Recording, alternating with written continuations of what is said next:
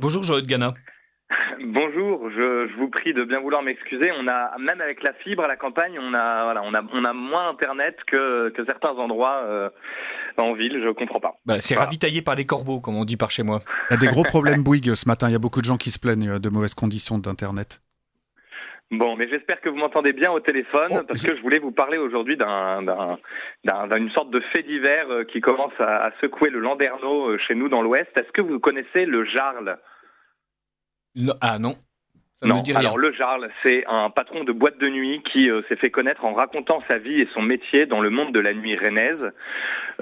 Et sur les réseaux sociaux, il est assez connu. Or, il a beaucoup fait parler de lui ces derniers temps. Moi, c'est en lisant sur les réseaux sociaux des indignations de militants de gauche que j'ai eu vent d'une affaire qui aurait eu lieu le 8 mars, enfin qui a eu lieu le 8 mars.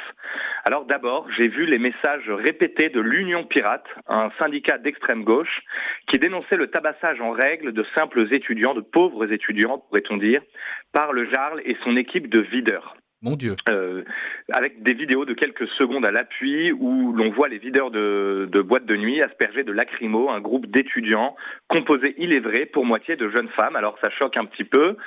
Forcément, l'image fait tâche et ce n'est pas la seule.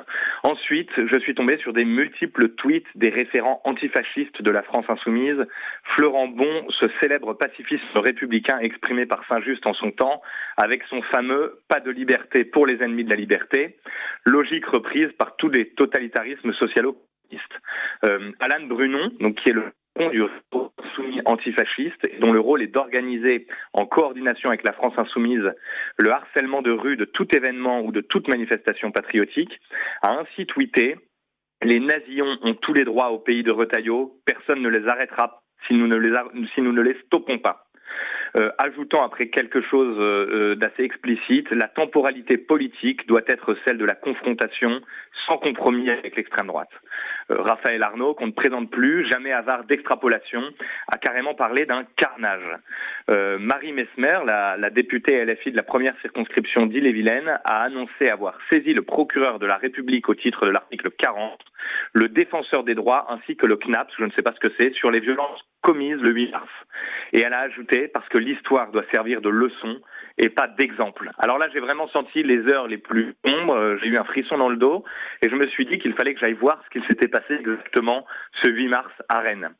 J'invite les auditeurs à lire d'ailleurs l'article que Braise Info a fait sur le sujet.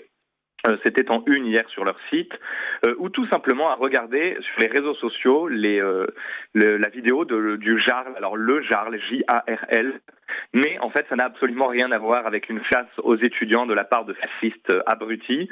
En fait, ce que la gauche omet volontairement de dire, c'est que l'origine de cette tension, c'est la tentative d'organisation d'une rave party dans un cinéma désaffecté voisin de la boîte de nuit du célèbre Jarl. Donc, en pleine nuit, des centaines de jeunes gauchistes ont essayé de pénétrer dans ce bâtiment, ce que l'équipe de videurs de la boîte de nuit, qui s'appelle donc le 1988, a partiellement empêché en se plaçant devant les portes et en appelant la police. En effet, le patron de boîte de nuit ne tient pas à ce qu'il y ait une rave party dans un bâtiment collé au sien et à ce que ça crée des problèmes de sécurité. Alors, hélas, mais ça ne surprendra que les plus naïfs, la police a mis 30 minutes à arriver, laissant place à des tensions, à une sorte de chaos entre les videurs et les jeunes teufeurs. Le profil des jeunes était d'ailleurs assez équivoque, puisque leur réaction lorsqu'ils ont été empêchés de rentrer a été de clamer des slogans antifa. Vous savez, ces slogans qu'on entend avant chaque dégradation des manifs de gauche, et c'était une preuve dès le début d'ailleurs de leur volonté d'en découdre avec les videurs réputés de droite. Alors, lorsque la police est enfin arrivée, les gauchistes ayant réussi à rentrer dans le cinéma s'étaient barricadés et avaient commencé, tradition oblige, à tout taguer et à dégrader les lieux. Sur place, la police a trouvé un arsenal impressionnant de drogues diverses et variées. Preuve, s'il en faut, que les groupes antifas se financent largement grâce au trafic de drogue, comme l'avait révélé un coup de filet de la police toulousaine il y a un an.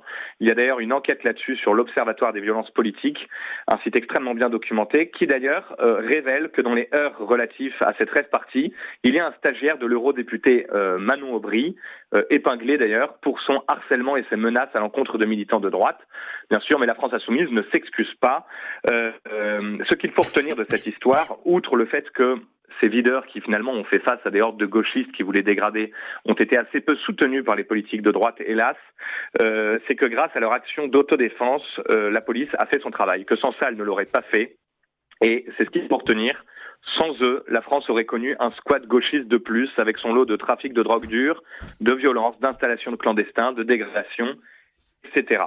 Et ce temps de réaction de la police est un petit peu choquant pour quiconque milite à droite, parce qu'on sait qu'elle est parfois assez prompte à agir, à être envoyée par les autorités, beaucoup plus prompte en tout cas qu'elle ne l'a été ce soir-là.